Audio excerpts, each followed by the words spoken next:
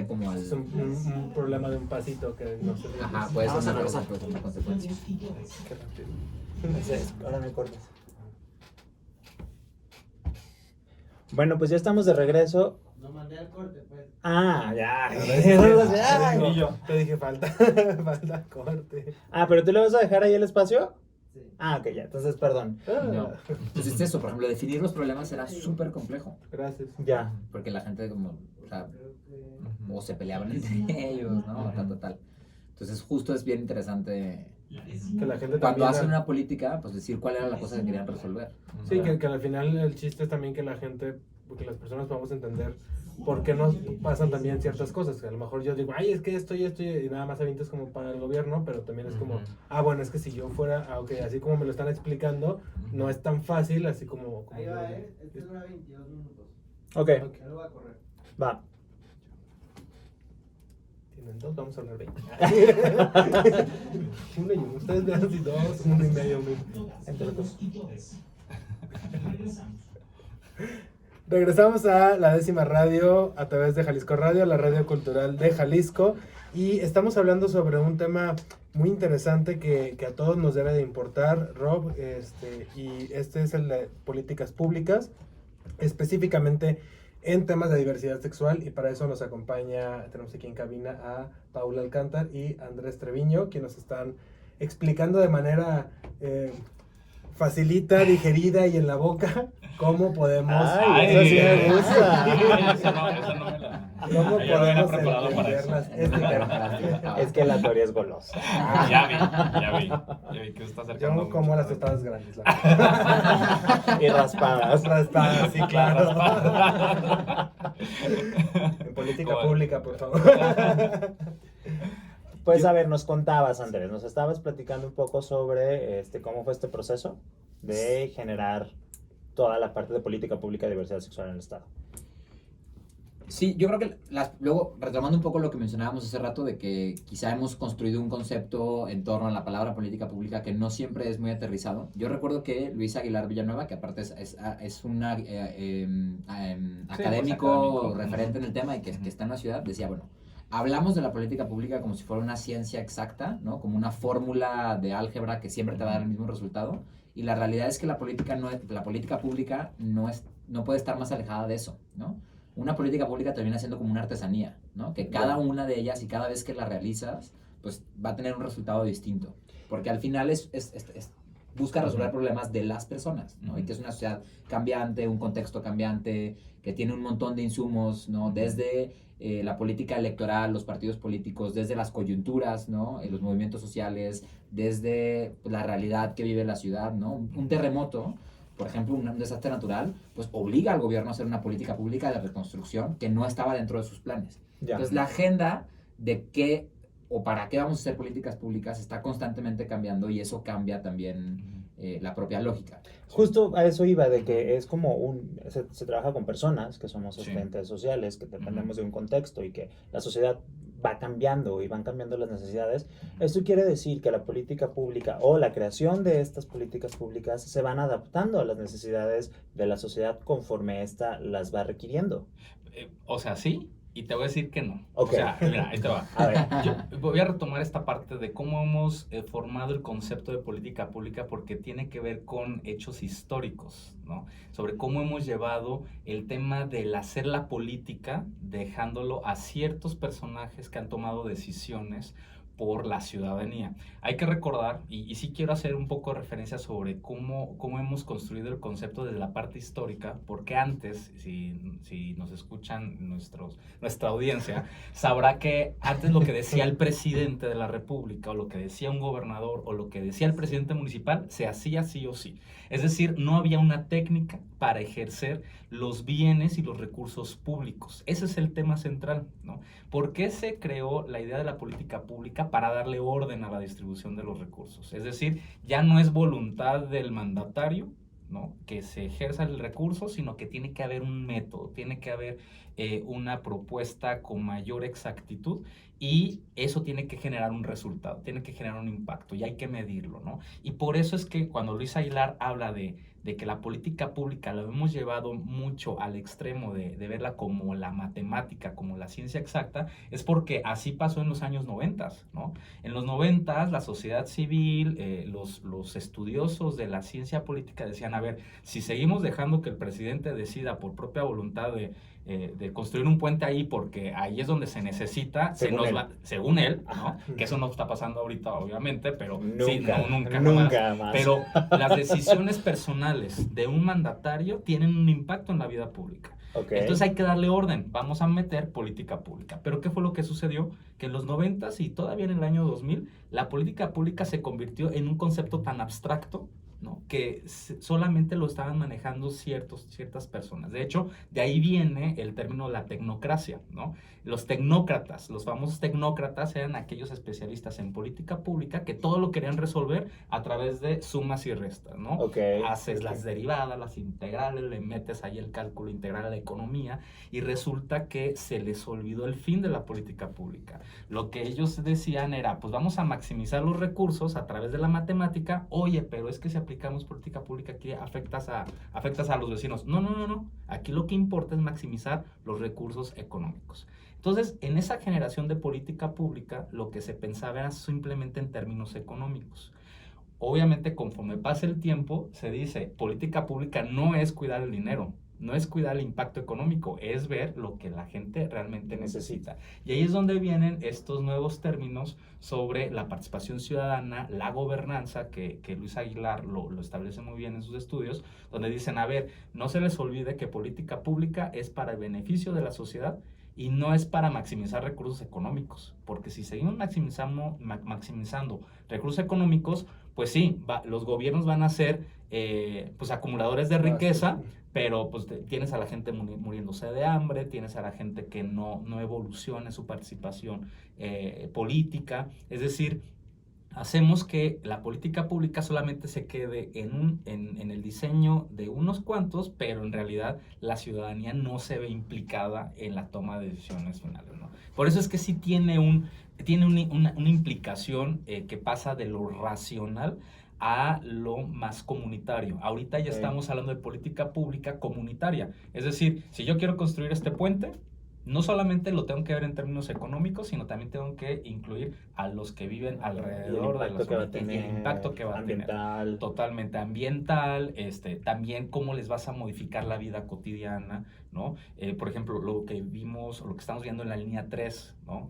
Ahí tuvieron que generar no solamente un análisis económico sobre el proyecto, sino también cómo les va a afectar la vida de los vecinos, qué tanto va a beneficiar al traslado, la movilidad de la gente. Es decir, sí tiene que ver con un asunto de mayor inclusión en la toma de decisiones. Y en la vida diaria. Y en la vida diaria, exactamente. ¿Cómo podemos identificar estas necesidades? O sea, ¿cómo surge la idea de, vamos a hacer una política pública? Se juntan en una mesa, se escribe, se piensa, se manda un email.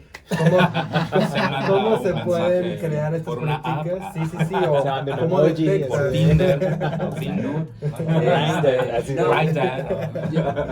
Creo que es una pregunta interesante porque al final hay políticas públicas que se construyen de la mano con la ciudadanía y que participan a lo largo del proceso de implementación, inclusive del proceso de evaluación. La política pública, hablamos que en ella existe un ciclo, ¿no? Lo que es el ciclo de las políticas. Y hay una serie de etapas, eso en la academia varía, ¿no? Hay 5, 6, 8 etapas según cada quien. Pero básicamente todas lo que buscan es, bueno, hay un problema público identificado o no. Hacemos un proceso para identificar ese proceso, ¿no? Ya sea, por ejemplo, no sé, la violencia contra las mujeres, bueno, pues irrumpe en el espacio público, ¿no? Vemos se mediatiza, hay un movimiento social, eso tiene una erupción dentro de la agenda de gobierno, ¿no? A diferencia de otras cosas que más bien son prioridad de gobierno porque... Por ende. O porque fue una propuesta del gobernante, ¿no? Por ejemplo, el tema del aeropuerto en nuestro país es central en la política pública del presidente, pero eso es una decisión que él planteó en campaña, ¿no? Okay. Eso. Entonces, cada tema tiene una vía distinta de acceder al centro de la agenda y ahí es donde se empieza ya a procesar como en una política como tal, ¿no? En una serie de acciones hay que identificar cuál es el problema, cuáles son sus causas y cuáles son sus consecuencias. Una vez que haces ese proceso como muy extensivo, dices, bueno, ya identificamos que este problema está gigante, y tenemos tantos pesos para resolverlo. Entonces, un poco la lógica es tratar de identificar con los recursos limitados que se tienen, porque esa es la norma, los recursos son limitados, qué causas o qué consecuencias de todas las que ya identificamos podemos atacar que su impacto sea el mayor posible. Lo definimos, lo implementamos y evaluamos si lo que pensamos que iba a pasar, pasó. Okay. ¿No? Y entonces, pues regresas al inicio del ciclo, ¿no? Un poco cuando hablamos de diversidad sexual, pues es un reto bastante interesante porque es muy nuevo en el mundo que se empieza a hablar de política pública para la diversidad sexual, ¿no? En nuestro país, como tal, una oficina destinada al diseño de políticas públicas para la diversidad no existía hasta que se creó la Dirección de Diversidad Sexual en Jalisco. Entonces son pocos los referentes similares en el mundo, ¿no? En Latinoamérica, pues Montevideo tiene una, Buenos Aires tiene otra, Bogotá tiene otra, pero no hay como, o no se ha digerido bastante el reto que implica aterrizar política pública para la diversidad sexual. Entonces, ¿en México nada más existe la de aquí de Jalisco? La de aquí de Jalisco. Eso no quiere decir, o sea, que no haya política pública para la diversidad en otros lugares, ¿no? Por ejemplo, la Ciudad de México sí tiene algunas políticas públicas para la diversidad en diferentes áreas de gobierno. Jalisco más bien tiene un modelo donde hay una unidad rectora en política pública, que en este caso es la dirección. Es diferente, perdón, la parte de la generación de la política pública a las direcciones o a las oficinas de diversidad sexual. Por ejemplo, nosotros, tal cual en Jalisco, lo que tenemos es una dirección de diversidad sexual que es normativa en política pública. Okay. ¿Qué implica eso? Nosotros hacemos la primera parte del proceso, es decir, nosotros identificamos el problema, tenemos contacto con la sociedad civil, generamos propuestas de solución, pero esas propuestas son para que las implementen otras áreas de gobierno. Cuando hablamos un poco de políticas públicas para la desigualdad, hay como diferentes enfoques, ¿no? Un poco el enfoque monofocal, es decir, es responsabilidad de esa dirección lo que ha sucedido quizá antes, por ejemplo, con los institutos de las mujeres, ¿no? En muchos lugares. No, pues el gobierno sí está haciendo algo por las mujeres, ahí está el instituto y es toda su responsabilidad, ¿no? Con poquito personal, con poquito presupuesto, etc. Ese era un enfoque como que se tenía antes y ahora se apuesta más por un enfoque de transversalizar, ¿no? Y de reconocer interseccionalidades, es decir, no puedes tener una oficina que haga política pública para la diversidad y que el resto del gobierno se desentienda de la responsabilidad, ¿no? Entonces, más bien nuestra chamba es garantizar que otras dependencias de gobierno incorporen una perspectiva de diversidad en sus acciones. Entonces, nosotros, por ejemplo, por poner un ejemplo, decir, esta secretaría es la que más quejas por discriminación tiene, ¿qué hacemos contigo, secretaría? ¿No? ¿Qué vas a hacer tu secretaría para garantizar que reduzcas ¿no? pues, tus incidencias en discriminación? Entonces, eso es básicamente la chamba de la dirección, ¿no? Como ser el vínculo entre la ciudadanía que vive o identifica o propone un problema público y las instituciones que hasta hace muy poco no escuchaban de esta agenda, ¿no? Entonces, un poco ese es el papel, la función que la dirección puede jugar. Y, por ejemplo, en este proceso de la creación de la dirección, de identificación de sus problemas, ¿cuál ha sido el principal problema que se ha identificado? Y como qué es lo que están planeando o estamos desarrollando en Jalisco para atender ese problema en el entendido de que como los recursos son limitados y lo que queremos es poder atender a la mayor cantidad de personas con acciones concretas. Yo creo que uno de los principales retos de inicio o cuando arrancó la dirección era digerir la agenda, ¿no? ¿Qué significa una dirección de diversidad sexual? ¿No? Sí se crea a través de un proceso político que tomó años, ¿no? De incidencia, de una sociedad civil pujante frente al gobierno, de diferentes cambios en los gabinetes estatales que detonan que en 2018 se ponga sobre la mesa la creación de una dirección. Ahora venía el reto de pues digerir eso, ¿no? ¿Hacia dónde va una dirección de diversidad sexual? Porque si tú le preguntas a un ciudadano promedio o un funcionario público promedio que tiene muy poco contacto con personas de la diversidad sexual, le preguntas, ¿qué es la agenda LGBT? Te responde matrimonio igualitario, ¿no? Entonces, ¿cómo poner al centro de la discusión política o de la discusión pública los verdaderos problemas públicos que enfrentamos las personas de la diversidad sexual?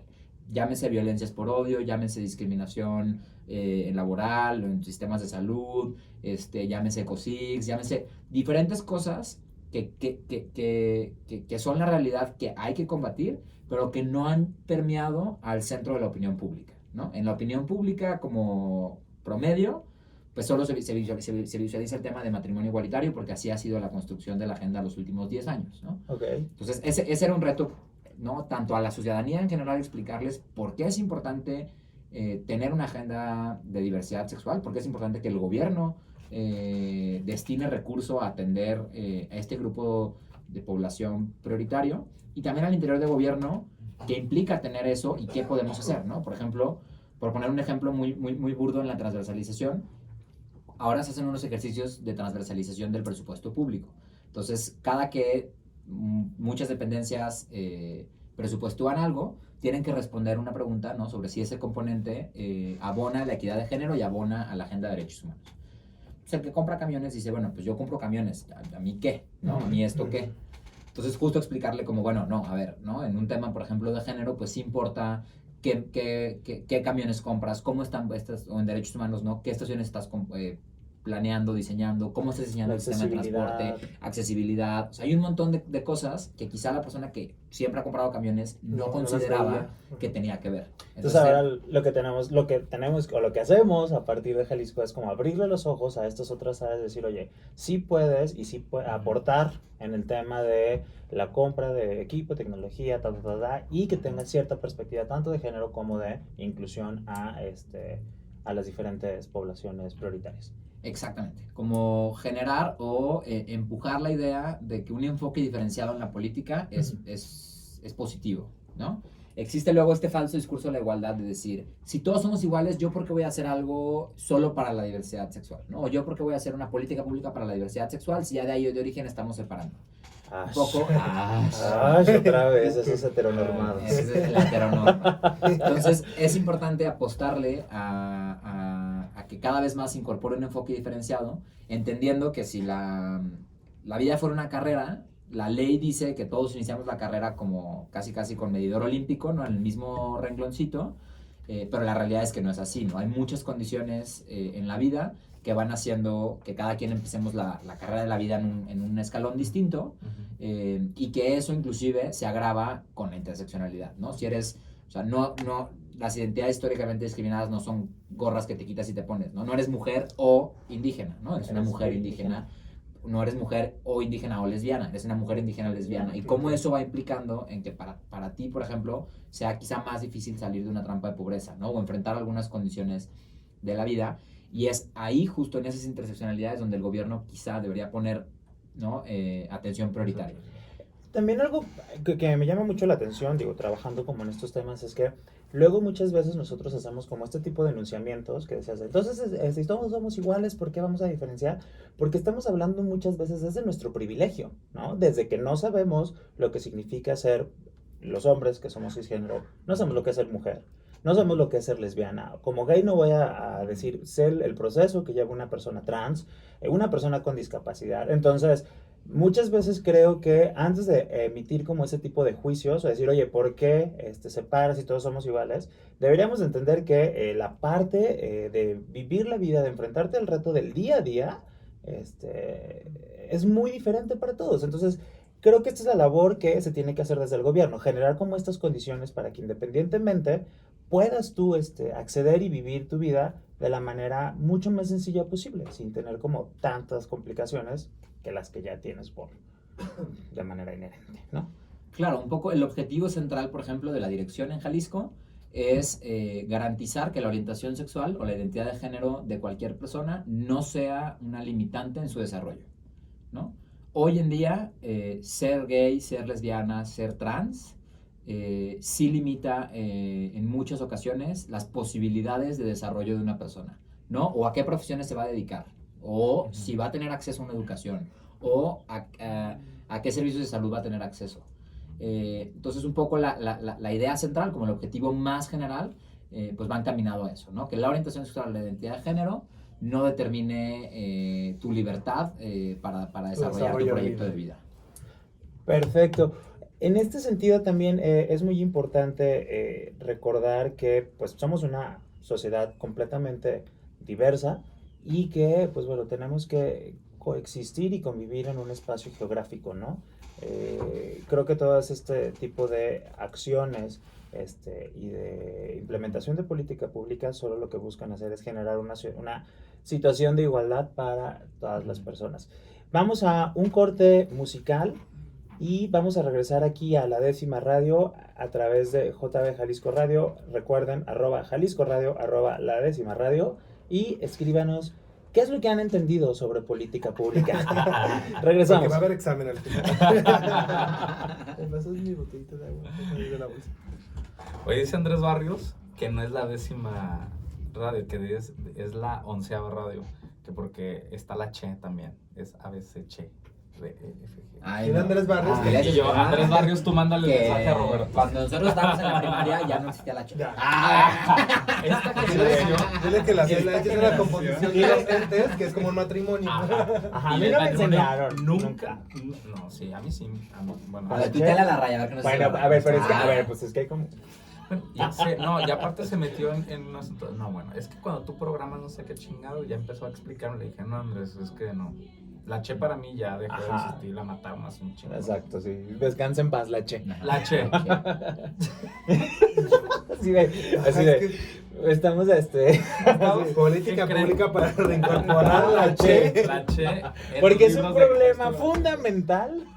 Ay, Es que sabes que yo nunca he pensado que es una letra, porque no es una letra. Son dos. Son dos Son letras. dos. Sí. Sí. Chi. Como que China se forma de dos Sí. letras. Ah. Así de, Ah, imagínate yo qué. Chi. La Chi. Tienes dos palabras, tienes dos Chica. letras para poner chi. Chi. Mira, en el Yo paso Scrabble recado. la Che tiene puntos, Ajá. pero tiene más puntos. En el Scrabble. Ahí está, ya le está dando la razón, Andrés. Sí. Yo no estoy A todas las pasando- personas que nos están viendo en Facebook, Ah, sí, es cierto. Estamos así de, Estamos en un tema que ya me explotó ¿qué la cabeza. opinan? ¿Esto debería de ser la 10ª o la 11ª radio? Bueno, espero que se Bueno, alcance es a grabar que todo. es la 10ª radio, no la 10ª letra. Ah, la décima. Sí. Saludos. ¿Cómo ven? ¿Sí nos estamos explicando o no? Sí, ¿Tenemos otro segmento más? ¿O cuánto falta? de otro más, uno más para finalizar de 15 minutos más o menos. Ok. Ok. En ese, a mí lo que me gustaría como un poquito como explicar es, por ejemplo, cómo podemos identificarlo en acciones. O sea, yo no me interesa, pero pues cuando escucho política pública, ¿cómo lo puedo aterrizar en mi vida diaria? ¿Y cuáles son las que se están llevando a cabo ahorita, no? Ajá. O sea, Esas que dos. está en la mesa ahorita para Sí, saber. igual, ajá, y hacer como el comentario que le voy a mencionar que me fue, de decir, por ejemplo, muchas veces no denunciamos porque decimos no va a pasar nada, ¿no? Ujú. Pero cómo, pues sí, quizá pues, es real que al día de hoy la denuncia va a tener un poco impacto, pero cómo acumular una serie de denuncias genera un problema público, Y ¿no? eso al que hay que genera- ponerle atención. Entonces, quizá a la larga el impacto de una denuncia no resuelve tu problema personal Pero o tu sí problema uno- directo, pero sí uno- abona procedentes. a la construcción de un Voy a problema público. denunciar, ahorita vengo. Sí, porque de hecho mucha de la gente dice, ay, o sea, voy a ir a perder todo el día, me van a retener Es con que mala Y entonces el jeta. gobierno dice, no hay Bla, ninguna bla, bla. denuncia, Sí, exacto. hay un problema. No hay problema. Y no solamente el tema de las acciones penales o jurídicas que tiene que hacer el gobierno frente a la ciudadanía, sino en otros temas, ¿no? Ya. Ahí la clave es la acción de la gente, porque si la gente no actúa, los Es que es gobiernos no visibilidad actúan, también, se ¿no? quedan, son estos elefantes mastodontes, así que no se mueven Sí. si la gente no se mueve. Sí, porque aparte a lo mejor el hecho de decir tú, oye, es que fui y me pasó esto y esto y esto y esto puede a lo mejor también hacer cambios como dices internos que a lo mejor benefician a todos, no nada más a la persona del problema. Sí, sí, sí. No, quizá por las condiciones estructurales y sistemáticas, ese problema en ese momento no se va a resolver, pero sí abona a decir, bueno, hay 30 denuncias, hay 50, hay 100, ¿no? Un poco así fue el tema de Grindr, o sea, así avanzó, por ejemplo. Hay algo que yo siempre digo y que me gustaría como retomarlo es como, por ejemplo, siempre hay que jugar con las reglas de las instituciones, ¿no? En el momento en el que jugamos con las reglas de las instituciones y estas no nos han respondido, entonces creo que es momento de tomar otras acciones, ¿no?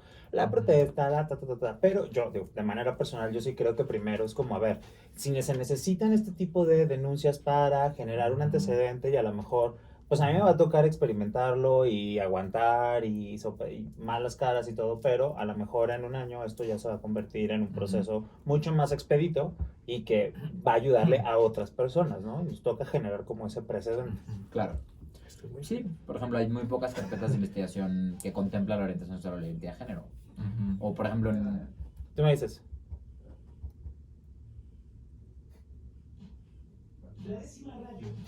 ¿sí? ¿Ah? ¿Qué era la onceava? ¿Que no era la onceava? Ya estoy confundido. No sé si es la 11ª o la 10ª radio. Saludos a Andrés Barrios. Pero como aquí todos son bienvenidos, Ah, bienvenidas, bienvenides, somos la 10ª, la 11ª, la que usted quiera. La que usted La quiera. 20ª, la 10, si usted gusta. Pero escúchenos. Usted escúchenos. Oigan, pues está muy interesante como entender cómo se forma este proceso de política pública y ahorita lo que vamos a tratar de explicar es cómo aterrizarlo a la vida diaria de todas las personas que vivimos en Jalisco, en Guadalajara, en la zona metropolitana y cómo funcionan nuestras acciones, en este caso generar una denuncia, cómo seguir los protocolos que nos marcan las instituciones para poder generar precedentes, crear un problema público, que ya nos explicó Andrés, que es la primera parte, para después empezar a problematizar, generar una base jurídica y después generar acciones, ¿no? Algo así. Sí, algo así. Sí, a ver, y yo quisiera también aclarar, bueno, no es cierto, no aclarar nada más como poner en orden cómo es que las instituciones pueden ser vivas, ¿no? ¿Cómo las instituciones pueden ser vivas? Y hay 5 formas de que las instituciones se muevan, ¿no? Una tiene que ver con la voluntad política del mandatario sí o sí. O sea, si el mandatario dice tenemos que llegar a solucionar este problema, se activan todas las instituciones y se logra. La voluntad política es importante, pero hay otras instituciones que reaccionan más con la urgencia, una emergencia que podamos tener. Ahora, como por ejemplo el coronavirus, no podemos quedarnos todos con esperando a que llegue. No estaba en mi agenda. No, hay una urgencia y se tiene que atender, ¿no? La parte de la urgencia también mueve a las instituciones. La otra tiene que ver con la presión internacional, ¿no? Cuando los países están viendo que las instituciones locales no funcionan, pues órale, viene esta presión y se logra que existan soluciones para estos problemas. Y otra parte fundamental, que esto también nos puede beneficiar mucho en las comunidades LGBT, TTI, QQ, HI, JKLMP, UPQ, la memoria histórica, ¿no? Okay. La memoria colectiva. La memoria histórica va a ser fundamental para también entender en qué momento estamos actualmente, y Andrés lo ha dicho también en muchos espacios y me parece fundamental, pero el último factor tiene que ser la acción colectiva, cómo la gente se tiene que mover, cómo la gente tiene que presionar, y creo que uno de los resultados que ha hecho el gobernador del estado para tener este tipo de instituciones tiene que ver mucho con la acción colectiva que ha pasado aquí en Jalisco, para tener a un director que atiende a todas las problemáticas que están alrededor de la diversidad sexual, ¿no? Entonces, estos 5 factores pueden mover a las instituciones, y hay que entender que si nosotros no nos movemos, las instituciones no se van a mover, ¿sí? Si nosotros no damos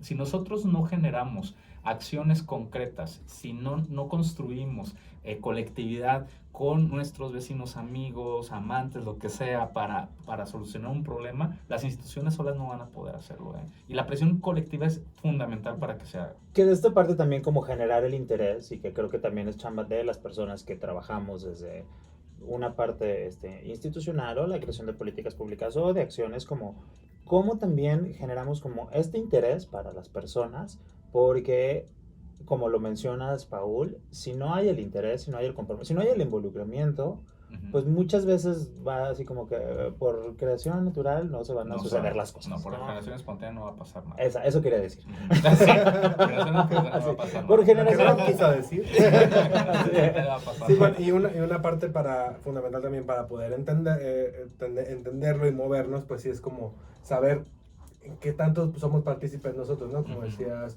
Pablo, a lo mejor si no sabemos que nosotros podemos generar un cambio y una movilidad de instituciones, pues nunca lo vamos a hacer, porque pues para mí, ¿qué me importa que los vecinos, hay colonias a veces que ni siquiera se ponen de acuerdo para que la calle esté limpia, ¿no? Entonces, sí saber que todas las personas cuando se unen pueden llegar a generar cambios que se ven reflejados ya en la comunidad para todos. Así Y es. viendo también a lo mejor una perspectiva de qué políticas públicas están ahorita implementándose en la diversidad sexual. No sé, Andrés, si tengas en la mesa algunas que estén caminando, las que vienen, porque también creo que nos sirve de repente a lo mejor voltear a la calle y decir, mira, eso es una política pública que ya está caminando y que fue parte de, o fui parte de. Creo que también eso está padre, Y ¿no? que me está impactando y que me está beneficiando y que estoy siendo partícipe de los beneficios de todo este proceso de análisis, creación, implementación y evaluación también, ¿no?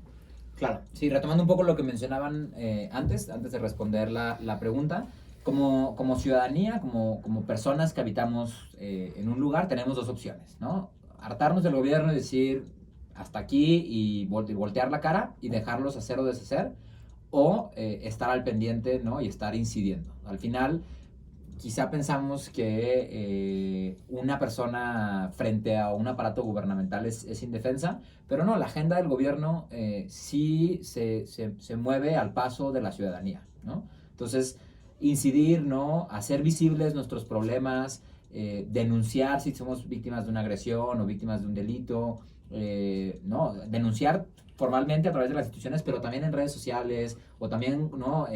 Pues como decía Paul, la acción colectiva sí puede incidir en el rumbo del gobierno, ¿no? No solo las elecciones es el momento de tomar una decisión sobre un candidato o el otro, sino a lo largo de su gobierno también podemos ir moldeando hacia dónde queremos que su gobierno vaya, ¿no? Y creo que un ejemplo muy claro reciente es la agenda de las mujeres, ¿no? El movimiento feminista, cómo ha ido moldeando las acciones del gobierno en función de una irrupción en el espacio público, ¿no? Okay. Concretamente en Jalisco tenemos una ruta de trabajo que se construyó justo en un proceso de incidencia de la ciudadanía, ¿no? Básicamente los tres insumos principales que tuvimos para construir el plan de la Dirección de Diversidad Sexual fue, bueno, en un primer momento los compromisos del gobernador, ¿no? Porque hay que cumplir lo que él se comprometió en campaña. En otro segundo momento, y de forma muy importante, la agenda de la Coalición Mexicana LGBTIQ, ¿no? Que fue un documento que se elaboró con muchas organizaciones de la sociedad civil que planteaba una estructura de algunos ejes que muchos de ellos son aplicables para Jalisco, y en otro momento un proceso con sociedad civil, ¿no? A lo largo de la dirección hemos tenido diferentes momentos en los que ha habido participación directa de la ciudadanía para construir lo que es el primer plan de acción del gobierno de Jalisco, y está en este primer año, bueno, en estos primeros años, muy enfocado en la construcción de un andamiaje legal, ¿no? No existía en el gobierno de Jalisco ninguna acción, ninguna política que contemplara la población de la diversidad sexual y de género, y justo en este momento lo que estamos tratando de hacer es revertir esta situación de discriminación estructural. No tenemos información y estadística prácticamente de nada relativo a la población de la diversidad sexual. Entonces, la construcción de ciertos indicadores a través de luego acciones que pueden ser muy sutiles, ¿no? Pero de algunos programas sociales, de algunos formularios de gobierno que la gente aún ni se ha dado cuenta qué cosas estamos preguntando por ahí, pero que van generando una serie de indicadores que eso se puede traducir en política pública en un sentido. En otros sentidos, uno que es prioritario es la política antidiscriminación. Vivimos en un estado que pues enfrenta un problema de discriminación generalizado, no hacia la población de la diversidad sexual de forma exclusiva, pero sí de forma importante. Entonces, en ese sentido, hay dos cosas, ¿no? El trabajo institucional con el gobierno, cómo hacemos que el gobierno de Jalisco, digo, hay que poner sobre la mesa que hace 10 años el gobierno de Jalisco financiaba terapias de conversión. Hoy en día estamos ante otro momento histórico, pero el aparato gubernamental tampoco es muy distinto al que era en ese entonces, ¿no? Entonces, por una parte, la sensibilización del funcionariado en general. Tenemos un programa permanente de capacitación en igualdad y no discriminación a la población LGBT. Por ejemplo, hoy estuvimos en Secretaría de Transporte, vamos a todo tipo de secretarías a capacitar, pero por el otro lado, robustecer las capacidades del Estado para atender y sancionar la discriminación. En ese sentido, pues bueno, tenemos este año la meta de que 20% de los municipios de Jalisco tengan un reglamento municipal para atender y sancionar la discriminación. Es algo que va avanzando bastante bien. Hay cada vez más municipios interesados en sumarse a este tema. También apostarle a tener una nueva ley estatal para prevenir y eliminar la discriminación, que sea más robusta. La que tenemos pues tiene áreas de oportunidad importantes para que el Estado pueda verdaderamente hacer algo frente a la discriminación, tanto que se ejerce dentro de las instituciones públicas como dentro del sector privado, que en muchas ocasiones los actos de discriminación se dan también entre particulares, y pues el gobierno ha tenido históricamente poca capacidad de atenderlos. Y por ejemplo, hoy en día, o sea, yo voy saliendo del gimnasio súper a gusto, súper tranquilo. Rob, no vas al gimnasio. Ay, Pero pues, eso hacemos. está suponiendo. Es una hipótesis. Es un supositorio. Es una Ay, bueno, voy saliendo de cenar. bueno. Eso ya es más Esa sí realista. la voz de Rob. ¿Cómo puedo identificar estas acciones de las políticas públicas de la diversidad sexual que ahorita se están implementando y que, como dices, a lo mejor no nos estamos dando cuenta, pero pues ya nos están impactando de alguna manera? A ver, yo ahí te voy a atreverme a responder. Si tú sales, deja tú que sales de cenar de la taquería. Si tú estás en la taquería y estás con tu pareja y si te atreves a darle un beso con ese cebollazo, ¿no? Y si ahí en ese establecimiento llega el mesero y te pide por favor que te comportes como la gente decente, en este acto de discriminación tiene una consecuencia, porque ahorita, si bien tal vez a nivel estatal todavía falta trabajar en el tema para luchar contra contra la discriminación o erradicarla, ya también tenemos acciones gubernamentales a nivel municipal que pueden sancionar a los establecimientos, Okay. ¿no? Por ejemplo, ¿no? Ok. Pero eso no viene de la idea del gobierno, del presidente en turno, esto viene de las agendas de la misma ciudadanía que ha puesto sobre la mesa cuáles son las acciones concretas que se tienen que hacer en el tema, en este caso, para luchar contra la discriminación, ¿no? Ok. Y ahí tenemos el ejemplo de colectivos que han estado empujando esta agenda. Porque, a ver, hay que ser bien claro, los gobiernos sí requieren de la creatividad de la sociedad que está metida en estos procesos, que han estado registrando puntualmente cuáles son todas estas violaciones a los derechos humanos que las comunidades LGBTIQ han tenido a lo largo del tiempo. Ahorita, se me fue tu nombre. Andrés Treviño. Te lo presento, bienvenidos. Mucho gusto. Andrés Bienvenidos estaba a haciendo la referencias sobre los gobiernos pasados hace 10, 20 años. Hay también qué pasaban hace 40 años, ¿no? Cuando subían a las personas por el simple hecho de ir caminando, ni siquiera agarrarlos de la mano ahí por el Parque Rojo, ¿no? Parecer afeminados. Parecer afeminados, ¿no? meneado. Esta política no escrita que tenían las policías para levantar a los gays, a las lesbianas, para hostigarles, pues obviamente ha cambiado con el tiempo, pero no es porque las instituciones por sí solas, por arte de magia, lo hagan, sino porque viene realmente de un empuje de la ciudadanía, de los activismos, de los movimientos sociales, y esto creo que es clave porque también estamos entendiendo que somos un país intercultural, o sea, esto apenas nos está cayendo el 20. Hace 10 años todavía no entendíamos que era un país multicultural porque siempre estábamos hablando de un país hegemónico, no es cierto. Somos un país tan diverso y tan plural que hasta ahorita las instituciones están cachando que tienen que hacer acciones muy concretas para atender todo este espectro, todo este abanico de riqueza que existe actualmente, no solamente en Jalisco, sino a nivel nacional, ¿no? Entonces, estas acciones concretas que tienen los gobiernos, me parece que se tienen que analizar desde el empuje que tiene la sociedad civil, que es fundamental ahorita. Con esto también haríamos una invitación a todos los miembros de la comunidad LGBT y QRWZ a que se unan a las asociaciones, ¿no? Que busquen asociaciones en donde puedas aportar, donde puedas realizar acciones y sí, pues seamos un poquito más proactivos desde la misma comunidad para poder empujar hacia las políticas públicas. Sí, y que bueno, aprovechando un poquito el comercial, que se acerquen o que nunca duden a participar. Muchas veces, a pesar de que hay espacios de participación, hay una barrera aún entre sociedad y gobierno, y más en el tema de diversidad sexual, ¿no? Uno de los retos que tenemos desde la dirección es reconstruir la confianza entre una población que ha sido vulnerabilizada por el propio gobierno y el gobierno del Estado, ¿no? Entonces, estamos tratando de reconstruir esa relación entre sociedad y gobierno, principalmente con la población de la diversidad sexual y de género, y pues que bueno, que sepan que desde la Dirección de Diversidad Sexual tenemos un programa de acompañamiento a víctimas, que pueden acercarse con nosotros para dar seguimiento a diferentes casos de violencia o de discriminación, y que también el gobierno del Estado tiene en la Fiscalía de Derechos Humanos una comisión especializada de atención a delitos por orientación sexual o identidad de género, ¿no? Eso es, por ejemplo, una acción de política bastante interesante, y que las denuncias que se están procesando ahí, independientemente del curso que sigue cada una de esas denuncias, se están convirtiendo en insumos de información y de estadística para el diseño de políticas de prevención de las violencias por odio más robustas. Pues muchísimas gracias por explicarnos todo este proceso y ver cómo nos ha... O dejarnos más O con confundidos. más dudas, no estaría mejor dejarlos como Sí, de hecho, justo eso es a lo que voy, es a dónde se podrían acercar a la Dirección de Diversidad Sexual para que puedan seguir conociendo estas charlas.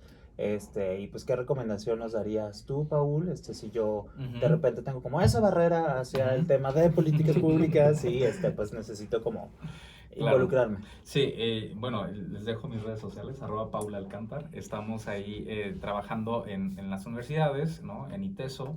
Y también estamos en una plataforma que se llama Tómala. Ahí podemos también nosotros tener un acercamiento con cada una y cada uno de ustedes para cualquier duda.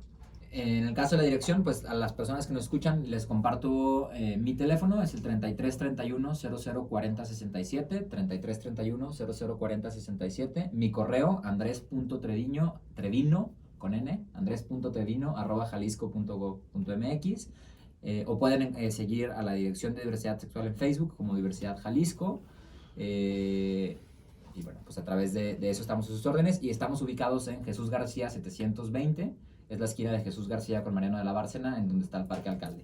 Entonces también ahí pueden visitarnos. Muy bien, pues muchísimas gracias a nuestros invitados, Andrés Treviño, Paula Alcántar.